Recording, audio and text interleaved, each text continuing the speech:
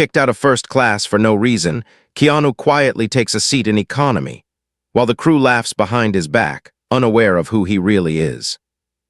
Minutes later, a crisis hits mid-air, forcing the same airline that humiliated him to rely on the man they just insulted, and to beg him for mercy, both in the sky and on the ground. The man in the wrong seat.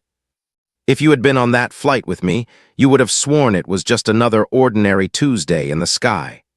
No one imagined that the quiet man in the faded black jacket, the one the airline had just pushed out of first class, would be the person every single employee would later beg for mercy.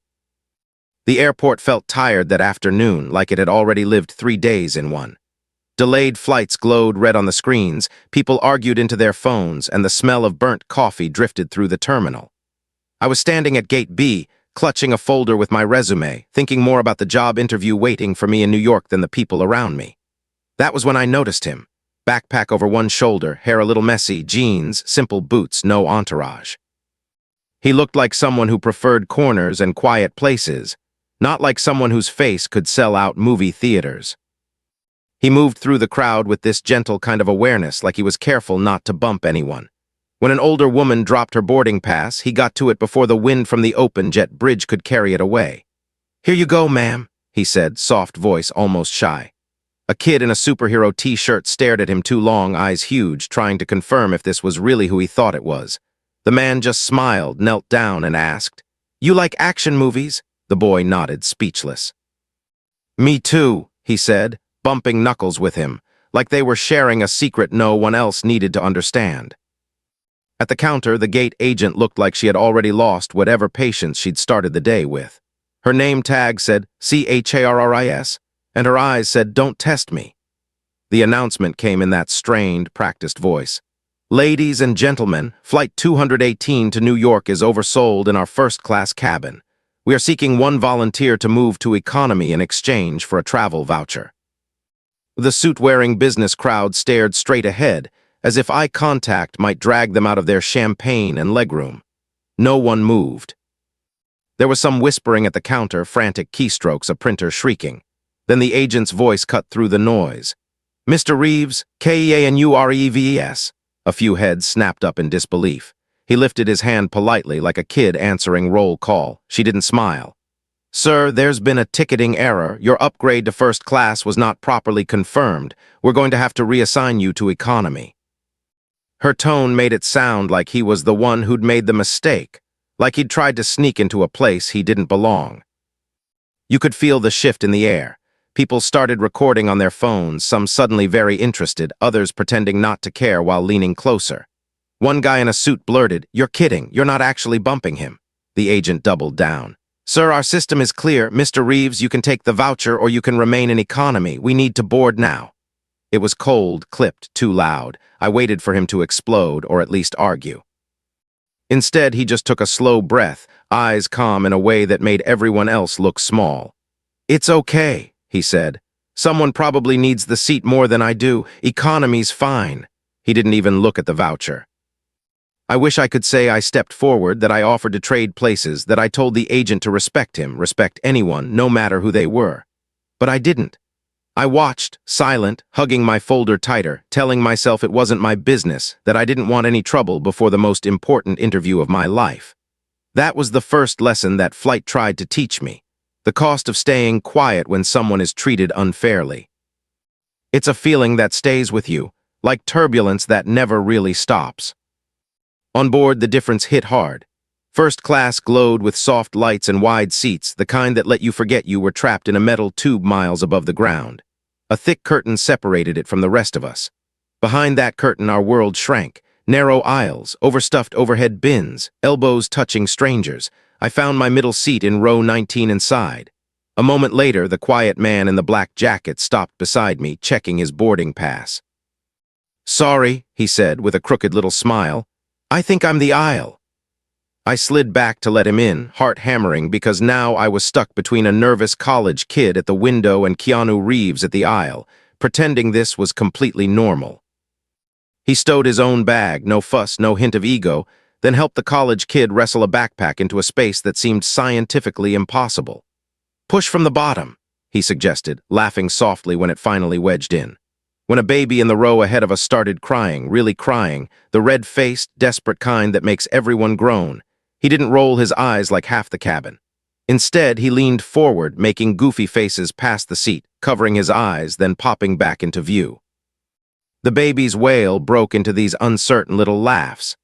The exhausted mother shot him a look of pure gratitude, like he had just handed her sleep itself. I couldn't help staring. "You know you could have stayed in first class," I whispered without thinking, then immediately regretted opening my mouth. He shrugged, glancing down at the crumpled economy boarding pass in his hand. "I've sat in worse places," he said. There was something in his tone that made me believe him. "Besides, it's just a seat. People matter more than seats." He said it simply, like he was talking about the weather, like that kind of humility wasn't rare at 30,000 feet. One of the flight attendants, a woman with tired eyes and a name tag that read ANA, walked past, then did a double take when she recognized him. For a second, her professional smile cracked into something real, something almost vulnerable. Mr. Reeves," she murmured, bending closer. "If you'd like, I can try to talk to my supervisor, maybe." He shook his head gently. "Thank you, Anna, really. Let's just get everyone where they need to go." She held his gaze a second longer, as if she wanted to say more, then straightened up and moved on, but not before I saw it. A flicker of worry behind her eyes that didn't match her smile. The cabin door closed with that heavy final thud that always makes my stomach tighten. Outside the tiny oval window, the sky was already turning the color of bruises, dark clouds stacking on top of each other. The engines rumbled awake, a low growl under our feet. As we pushed back from the gate, the captain's voice came over the speakers, smooth but not quite steady. "Ladies and gentlemen, this is your captain speaking. We're expecting a bit of weather on our way out, but we'll do our best to make this a comfortable flight." The word, weather, hung in the air like something he was trying not to name. Beside me, Keanu looked out at the storm building over the runway, his reflection ghosted in the glass. His jaw tightened just a little, then he turned back, meeting my eyes for the first time since we'd sat down. "Buckle up," he said quietly, not as a joke, not as something casual. There was a weight in his voice that made the hair on my arm stand up, and for a moment, all the noise of the cabin faded, leaving only the rising roar of the engines and the unshakable feeling that this flight was about to test every single person on board, including the man the airline had just pushed to the back of the plane. The storm above the clouds. The engines roared louder as we lined up on the runway, that deep vibration rolling through the floor and into my chest. The cabin lights dimmed, and for a moment all I could see were people's faces in the soft glow, tired, impatient, nervous, hopeful. Beside me, Keanu settled back into his seat like he'd done this 1,000 times, one hand resting lightly on the armrest, the other gripping the edge of his seatbelt buckle, not out of fear, but habit. As the plane accelerated, the kid at the window grabbed the armrest so hard his knuckles went white. "I hate takeoff," he muttered, more to himself than anyone else. Keanu leaned slightly toward him. "Here's a trick," he said calmly. "Pick one thing that feels solid, the belt, the seat, the floor. Focus on that, not the noise. The noise is just the plane doing its job." The kid nodded, locking his eyes on the back of the seat in front of him. The wheels lifted. That strange, empty stomach feeling hit, and we were airborne, climbing into a sky that didn't look like it wanted us. We punched into the first layer of clouds, and the softness outside the windows disappeared. The plane shuddered, a fast, sharp rattle that made a few people gasp. Somewhere behind us, a bottle rolled down the aisle, clinking against a metal rail. The captain's voice came on again, this time with less polish. "Flight attendants, please remain seated for now." That was not something you heard on every flight. Anna, the attendant from earlier, had just unbuckled when she got the order. She sat back down across the aisle from us, facing the cabin, both hands gripping the jump seat straps. Our eyes met, and she gave me a tiny reassuring nod that didn't quite hide her own unease. The turbulence got worse quickly, like the sky had decided to shake the plane just to see what would fall out. Overhead bins rattled. A baby started crying again, louder this time. Somewhere up in first class, someone jabbed angrily at the call button over and over, the ding cutting through the air like an accusation. We heard the muffled voice of a man shouting something about unacceptable service, and I fly this airline every week. The irony of his entitlement, Hidden behind the curtain while the man they'd bumped out of his seat sat quietly in row 19, wasn't lost on me. I stole a glance at Keanu. He wasn't pretending this was nothing. His jaw was tight and he stared straight ahead, counting his breaths the way people do when they've learned to live with panic instead of pretending it doesn't exist. "You okay?" I asked before I could talk myself out of it. He blinked, looked at me, and his expression softened. "Yeah," he said, "I've had some rough flights before." There was history in those words, a weight I didn't fully understand. He studied my face for a second. "You." I laughed nervously. "I'm more scared of the job interview than the turbulence." The laugh died in my throat as the plane dropped, just a few feet, but fast enough to pull a scream out of someone in the back. My stomach climbed into my chest. "Interviews are like storms," he said, raising his voice over the rattling bins. "Everyone pretends they're in control, but really they're just doing their best to navigate. All you can do is show up as yourself. What matters is who you are when things don't go as planned." It was the kind of line that would sound cheesy coming from almost anyone else. From him, in that moment, it felt like something earned. I nodded slowly, trying to breathe with the rhythm of his words instead of the chaos around us. A sudden jolt slammed my shoulder into his. The seatbelt dug into my lap. A laptop bag burst out of an overhead bin 2 rows up and tumbled into the aisle. Without thinking, Keanu unclicked his belt just enough to lean forward and snag it before it could hit anyone. Anna hissed, "Sir, seatbelt," automatically, then realized who she was talking to and lowered her voice.